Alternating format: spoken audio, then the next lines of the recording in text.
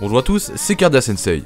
L'hiver se termine petit à petit, la neige a disparu et c'est bientôt l'heure pour le printemps de reprendre ses droits. Et ce n'est pas pour me déplaire, je dois dire. On a eu beaucoup de bons animés en hiver 2018, je trouve. Beaucoup d'animés qu'on n'attendait pas forcément et qui se sont avérés être vraiment sympathiques. En revanche, pour le printemps, c'est tout le contraire qui s'annonce. On a plein de très gros hits en approche, ce qui ne fait qu'annoncer du lourd. Je vous propose encore une fois de découvrir 5 animés, cette fois de la saison printemps 2018.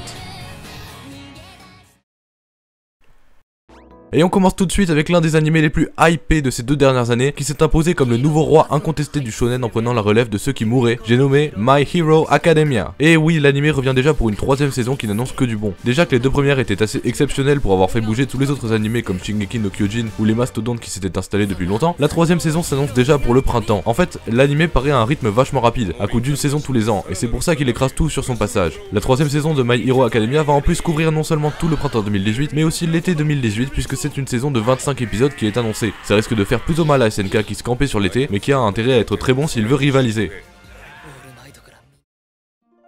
Deuxième animé, Wotaku Niko Iwa Muzukashi, ou en français, c'est difficile d'aimer un otaku. Un animé de romance qui n'annonce rien d'ultra original, mais qui nous concerne tous, nous, puisqu'évidemment, ça parle d'otaku. On va suivre l'étrange relation entre 2 collègues de bureau qui se sont rendus compte qu'ils bossaient dans la même entreprise après s'être perdus de vue depuis quelques années. L'un est un otaku, comme c'est dit dans le titre de l'animé, et l'autre est une fujoshi.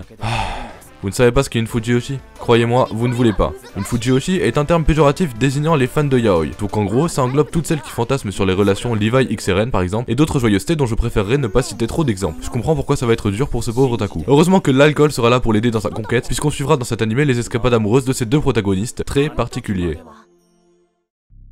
Et on continue dans la romance avec Devil's Line. Anzai est un demi-vampire, et Tsukasa une lycéenne tout à fait normale. Les vampires sont des créatures qui vivent parmi les humains, et le gouvernement n'est pas au courant de leur existence, parce que leur apparence ne diffère pas de celle des humains. Ils n'ont pas vraiment besoin de boire du sang, sauf quand ils sont très faim. Et là, vaut mieux pas être à côté. Je savais pas qu'ils avaient adapté Twilight en animé. Bah moi non plus, figure-toi. Twilight the Animation, non attends, Devil's Line est donc un animé sur les vampires, qui apparemment ressemble quand même dans son concept beaucoup au film que... Non, je ferai pas de commentaires dessus. En tout cas, rien qu'en voyant l'image, on sait déjà comment ça va se finir. Une romance entre le vampire et l'humaine, et puis elle va mourir, parce que là, il veut clairement la bouffer. Plus sérieusement, j'ai été surpris de voir que c'était un des animés que les gens semblaient pas mal attendre cette saison. Et à vrai dire, je ne suis pas allé checker le manga pour savoir si c'était si bien que ça ou non. J'ai cru comprendre qu'il y avait aussi une histoire d'organisation voulant révéler au monde l'existence des vampires, et puis ça a l'air plus sérieux que ça n'y paraît. Alors j'irai sans doute jeter un coup d'œil quand ça sortira.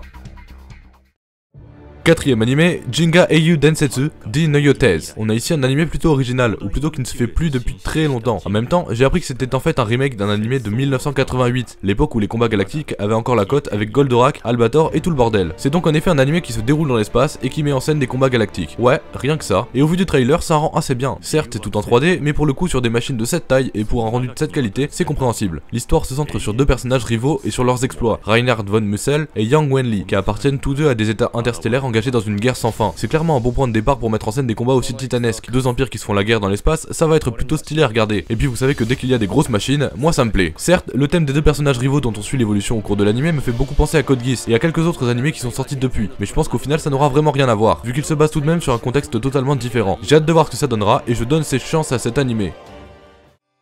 Dernier animé, Shihan Pinjating. Ouais, ça fait pas très japonais, et pour cause, c'est un animé adapté d'un manhwa, la version coréenne du manga. Je ferai probablement une vidéo sur le sujet un jour, ne vous inquiétez pas. Peu importe, c'est l'histoire d'une famille dans laquelle les 2 parents sont des savants fous, qui se sont amusés à faire des expériences sur leurs enfants au point qu'ils deviennent des créatures, et qui ont pour but de devenir une famille normale.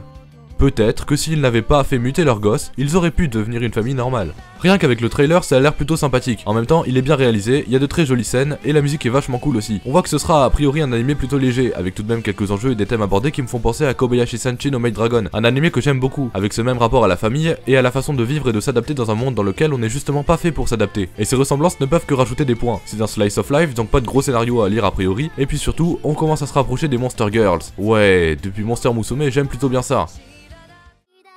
Et voilà pour les 5 animés d'aujourd'hui. J'ai volontairement choisi de ne pas parler que des animés les plus attendus pour vous laisser un peu le suspense et puis pour découvrir avec vous quelques animés sur lesquels il serait peut-être dommage de ne pas tomber. Comme d'habitude, il y aura un 2ème, voire un 3ème épisode car il y a tellement de sorties énormes que ce serait dommage de passer à côté, croyez-moi. J'ai vu qu'on avait dépassé les 100 000 vues au total sur la chaîne, c'est énorme. Merci à chacun des 3400 d'entre vous et à la prochaine. Ciao!